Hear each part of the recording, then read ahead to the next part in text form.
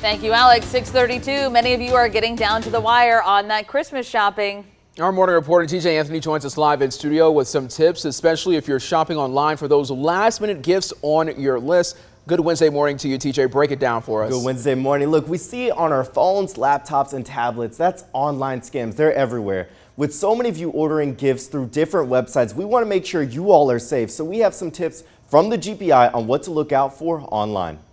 It's a lot easier to purchase stuff online and versus going in the store to get the gifts. Roy Shipman opted to buy some of his holiday gifts this year online versus in the store. At least 65% of them were purchased online.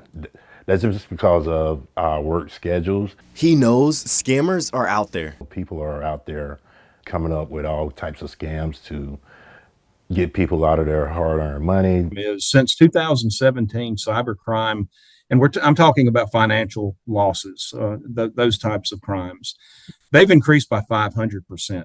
Special agent in charge of the Georgia Cybercrime Center for the GBI, Steve Foster, says elderly scams are on the rise. As far as where Georgia ranks out of the nation for cybercrime, we're number 8 for cybercrime. What they're seeing? Either cloned websites or fraudulently created websites that are basically an internet storefront that's been created. They may be located outside of the United States. In fact, they usually are.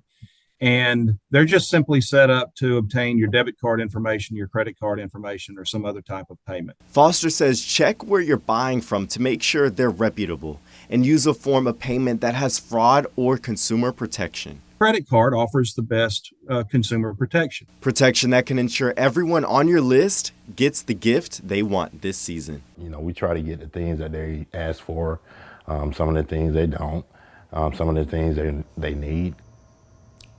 Now, if you are a victim of a cybercrime and you've lost money, you can actually report it to the Internet Crime Complaint Center on the FBI website. Caitlin and Wani, back to you all. Thank you so much, TJ. Phenomenal tips in that story. Now, you can also report fraudulent websites to the Federal Trade Commission. Now, we'll post links to those sites inside this story on 13WMAZ.com a little later on this morning.